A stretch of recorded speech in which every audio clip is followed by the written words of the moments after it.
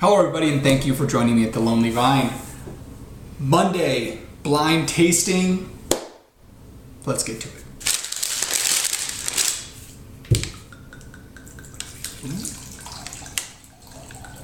So if you watched last week's show, the first thing I talked about was how like orange or rust colored the wine was, even trying to pour it out up here. If you can see this one, or if you saw when it's pouring out, this has got a much more of that ruby kind of color, very red, almost a little bit purple. Can not really see through it all. Again, last week could really see through it. So right away I'm seeing a lot of differences between the two. Just this is, you see if I can, maybe you can see the color a little bit better if I'm got a twirl in there, but nice, beautiful ruby color on this one. Staining wise, there's definitely some staining. If you can see through the glass there, you can see a little bit of the red staying on there.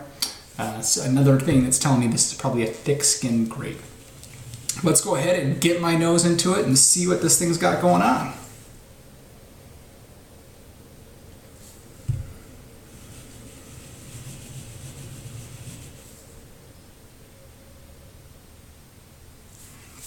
So I'm definitely getting a lot of like barnyard kind of smells,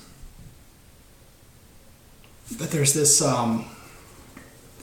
there's a freshness to it that's definitely a fruit.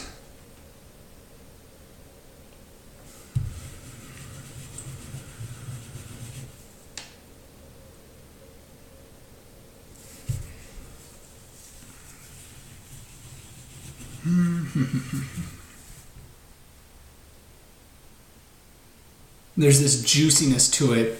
Oh God, what is that?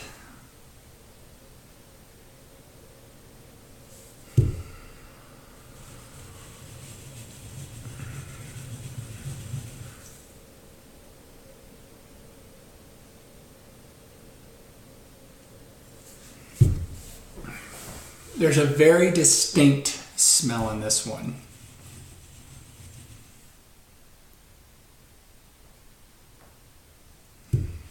This is when I wish I had somebody here with me. Maybe even if it wasn't somebody that was more experienced with wine, but somebody to just bounce this off of. This is one of the cases where my nose recognition isn't where I want it, because and this is a very distinct smell. It's not something out of left field or anything like that. It's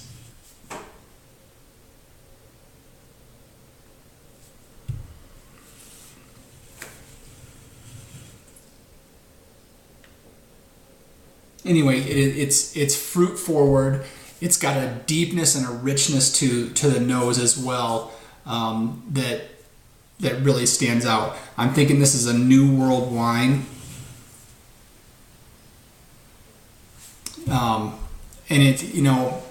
For lack of a better term, there's a savoriness to it, to the smell as well, in the nose. All right, we have to taste this one and see where it goes from there.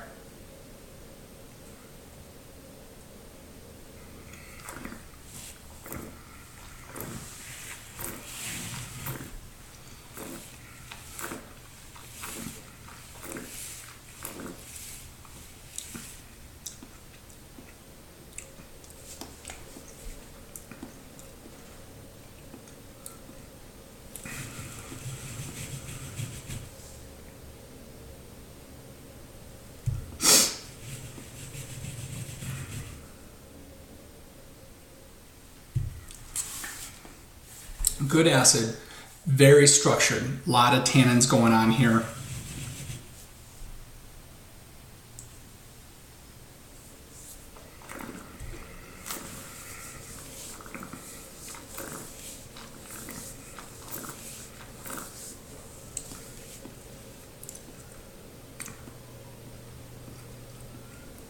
I get some plum, I get some cherry. Really feel it all throughout my mouth. Those tannins are really hitting me. It's very dry, quite acidic. And this is a big line.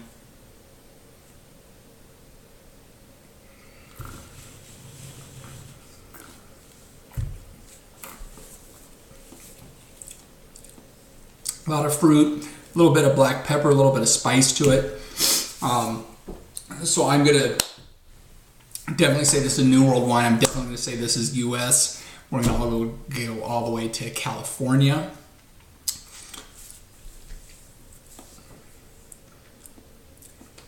So I'm gonna say this is a Cabernet.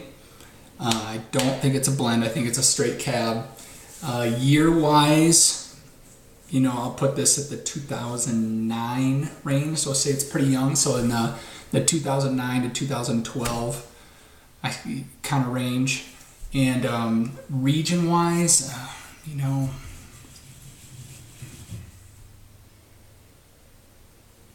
it's really controlling the heat of the alcohol quite a bit, and I'm not getting a sense of a lot of heat from like the grapes as well. So, you know, I'm gonna kind of go the Napa Sonoma region on this one, and that should do it. So we're saying California Cab, Napa Sonoma region, and 2009 to 2012. Let's see what happens.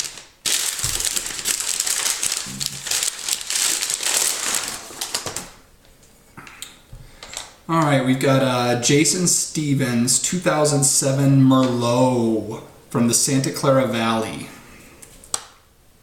There we go. So this is Central Coast. This is going to be Merlot. You know, so I would expect to have picked up, you know, one of I find the telltales with Merlot is olives. And I really don't get that sense on this one. But you know, the Merlot and Cab thing, you know, they share a lot of the same properties.